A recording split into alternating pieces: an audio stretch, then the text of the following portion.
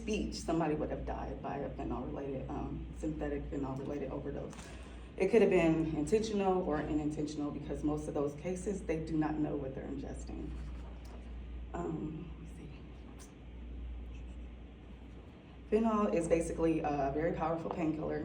It's used most commonly in end-of-life situations. So we give it to patients who are passing to allow them to be comfortable, not in pain, or to treat pain like in burn victims or like cancer, serious diseases that can more than likely be terminal.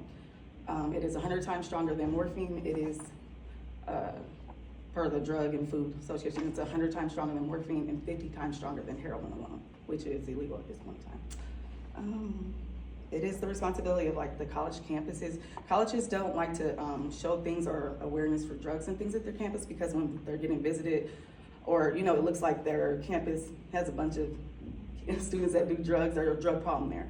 However, them being visible is what is warranted in the epidemic that we're in, the national epidemic that we're in with synthetic fentanyl poisoning cases. It could be like the tip of you never know, you cannot dose fentanyl on pills at all. It's either ingested or a powder form, but it's not pressed into a pill.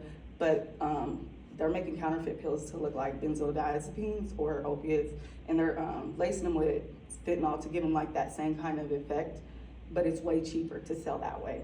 And it's real common in colleges because like Adderall, stimulants are used a lot. So you party for 3 days and you study all night you can't go back to sleep because you took a stimulant. So they look for Percocets or Oxycontin, Ativan, Xanax, bars, anything like that at the school. And a lot of times, 8 out of 10 pills are gonna be fake. They're gonna be counterfeit. So then we end up in death, fatalities related to the fentanyl. How likely do you think people are to go to people for like the Narcan if it's not readily available, or like where they have to give their information? It's not that likely because a person who's going through it, who's in an episode where like they've been exposed, they can't dose themselves, so we have to dose them. So we have to get out of the shock from what's going on. We have to get it and then get it to them.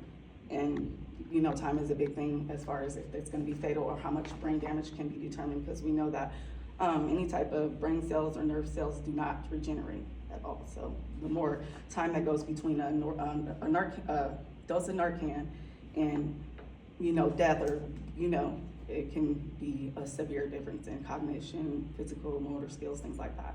So colleges have to get over the appearance and get on board with the fight against it, because their population is entirely made up of the population that is most common to have